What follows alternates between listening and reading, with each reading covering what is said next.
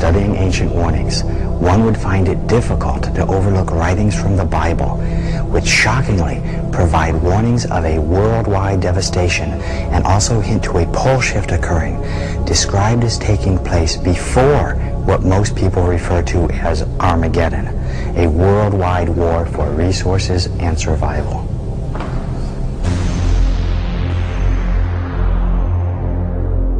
There was a great earthquake, and the sun became black, and the moon became as blood. Every mountain and island were moved out of their places, and there were voices and thunderings and lightnings. There followed hail and fire mingled with blood, and they were cast upon the earth. And the third part of trees was burnt up, and all green grass was burnt up. And the third part of the creatures which were in the sea and had life died. There should no flesh be saved, but for the elect's sake those days shall be shortened. This phenomenon is called pole shift, in which the entire mantle of the Earth would shift in a matter of days, perhaps hours, changing the position of the North and South Pole, causing worldwide disaster. Earthquakes would rock every continent. Massive tsunamis would inundate coastal cities. It would be the ultimate planetary catastrophe. As unlikely as this theory seems, it is backed by science. Albert Einstein first suggested it in 1955, and a new study from Princeton University reveals that the poles have shifted before. The North Pole rested in the middle of the Pacific, placing Alaska at the equator. Even if this pole shift took place slowly over years, it would result in global climate change and shifting sea levels. If it took place rapidly, it would mean planet-wide disaster and mass extinction of species.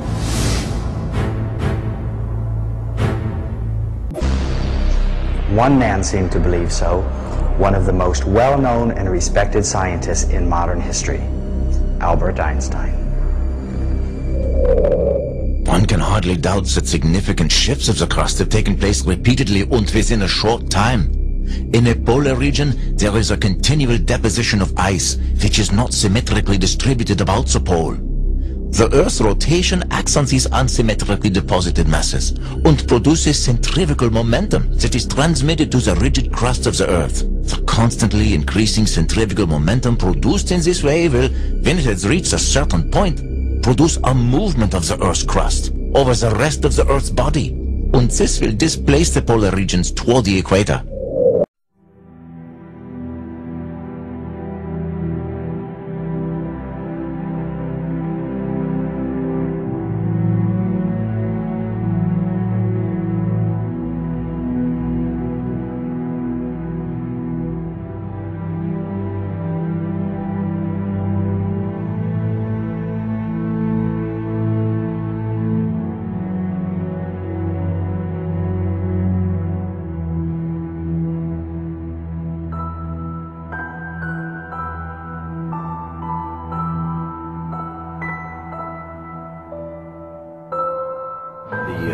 Chief scientist of the IRAS satellite actually announced having found this planet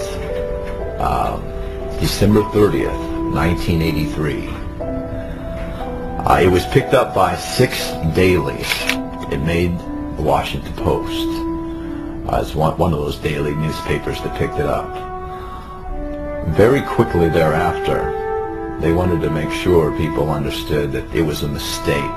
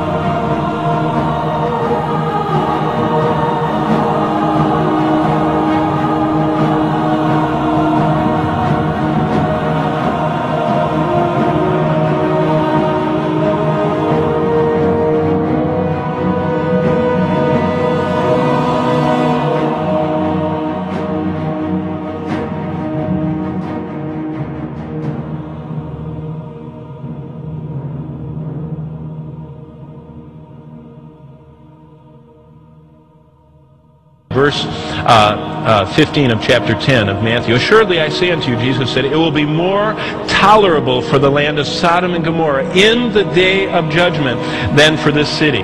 So what Jesus is saying there is even in hell there are levels of tolerability. For those who have grown up under the gospel, hearing it, seeing it lived out in front of them, having it printed before them, it will be infinitely more horrible and excruciating to have that much awareness of how much you knew of God and never embraced Him than for the person who is in hell, not because they rejected Jesus Christ, but because they're a sinner. Remember, no one goes to hell because they didn't hear about Jesus. Everyone goes to hell because they're a sinner. We're all born sinners. And we demonstrate that by how we live. Nobody taught me how to sin. I didn't have any wicked little kids, in the bassinet at the hospital that influenced me to be wicked. I was wicked by choice, by my nature. And so I am guilty before God for my sin.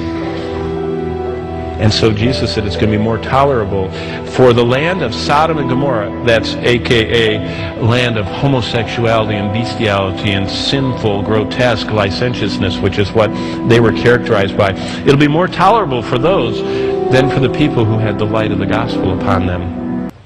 Continuing, look at verse 28. And do not fear those who kill the body, but cannot kill the soul, but rather fear him who is able to destroy both soul and body in hell. But what he's saying is that it is the eternal destruction. It's that the destruction takes forever, so thus it never ends. Everlasting torment, everlasting death, suffering the everlasting vengeance of eternal fire. Oh, but I say unto you that for every idle word men may speak, they will give account of it in the day of judgment. Before this casting in, see, no one goes to hell, everyone is cast into hell. And that's what Jesus keeps talking about. And every individual on this planet that's ever lived is going to stand before God. And the books are going to be open. And God is going to remind them of every single sin they ever committed. In thought, in word, in deed, in intention, in action, everything. Everyone is going to be reminded them. And then at the end, it says in Revelation 20, and whoever's name was not found written in the book of life was cast. An angel, they will stand before God speechless, and they will stand there, and I believe that they will say that God is just and right to send them. Because even in hell, God is going to get praise. Because they're going to see an infinitely holy God, and they're going to see their infinitely costly sin laid out. And then they're going to be cast, it says, into the lake of fire. Imagine the communication of the souls in hell. As Valley Hugo pointed out in a sermon on hell about 8-10 years ago, he used to play often on retreats. The communication of the damned. Children speaking to their parents. Why didn't you correct me? Why didn't you set me on the straight path when I was going wrong? Why were you too strict? Why were you too soft? And there shall be no answer. Look at you, you were a Catholic. You had the faith. You had everything. Catholics will be on the bottom of hell. Priests, worse. Bishops, worse. Everyone that goes to heaven will be able to point to a soul that helped them get there, and everyone that goes to hell